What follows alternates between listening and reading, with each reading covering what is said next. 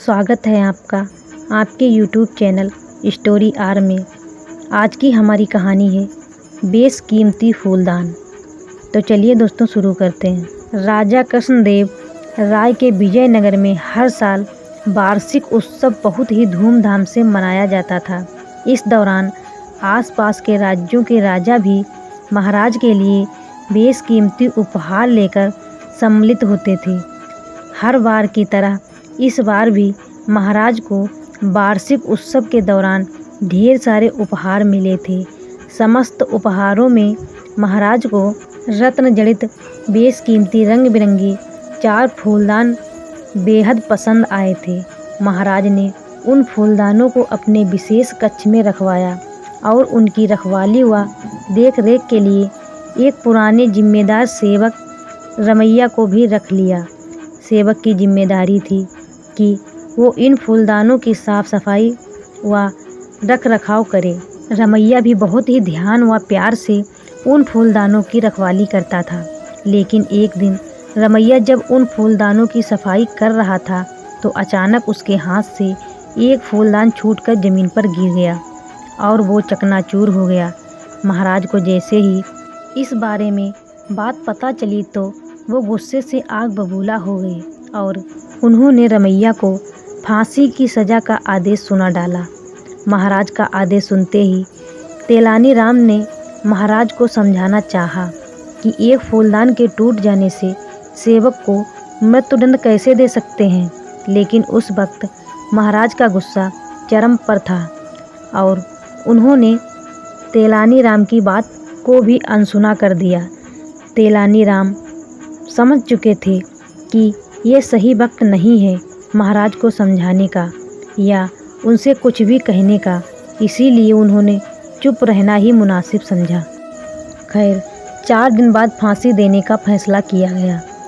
इसी बीच तेलानी राम सेवक रमैया से मिलने गए तो वो फूट फूट कर रोने लगा और अपने प्राणों की रक्षा की गुहार लगाने लगा।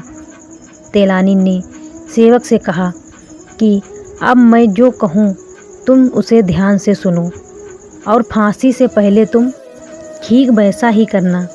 तेलानी ने सेवक के कान में धीरे से कुछ कहा। उसके बाद रमैया थोड़ा शांत हुआ। अब फांसी का दिन भी आ गया था और रमैया के चेहरे पर शांति थी। महाराज की उपस्थिति में फांसी देने से पहले रमैया से उसकी अंतिम इच्छा पूछी गई। तब रमैया बोला, मैं एक बार बाकी बचे हुए 3 फूलदानों को देखना चाहता हूँ। यही मेरी अंतिम इच्छा है। रमैया की अंतिम इच्छा सुनकर सभी बड़े हैरान हुए, लेकिन उसकी आखिरी इच्छा थी तो महाराज ने उन तीनों फूलदानों को लाने का आदेश दिया। जैसे ही फूलदान रमैया के सामने आए तो उसने फूलदानों को देखा और फिर एक एक कर तीनों को ज़मीन पर गिराकर तोड़ दिया। रमैया के इस दुस्साहस पर महाराज गुस्से से आग बबूला हो गए और चिल्लाकर बोले, तेरी इतनी हिम्मत, ये तूने क्या किया और आखिर इन्हें क्यों तोड़ डाला? रमैया ने शांत मन से जवाब दिया, महाराज, आज गलती से मुझसे एक कीमती फूलदान टूटा है तो मुझे फांसी दी जा रही है। ऐसे ही अगर भविष्य में किसी और से गलती से ये तीनों फूलदान टूट गए तो उनको भी मेरी तरह जान से हाथ धोना पड़ेगा।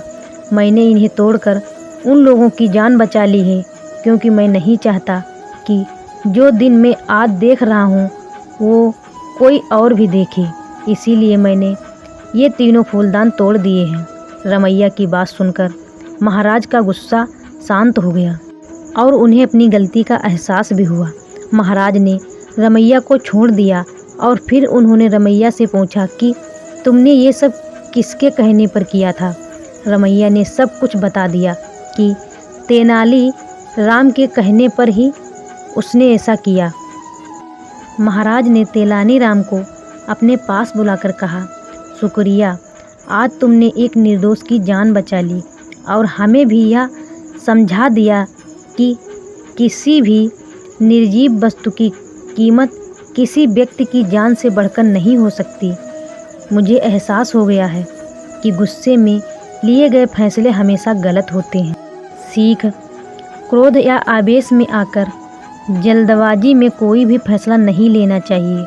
ऐसे फैसले अक्सर गलत साबित होते हैं, जिन पर आगे चलकर हमें पछतावा ही होता है। साथ ही किसी भी वस्तु का मोल किसी इंसान की ज़िंदगी से ज़्यादा नहीं होता है, भले ही वो वस्तु कितनी ही कीमती क्यों ना हो।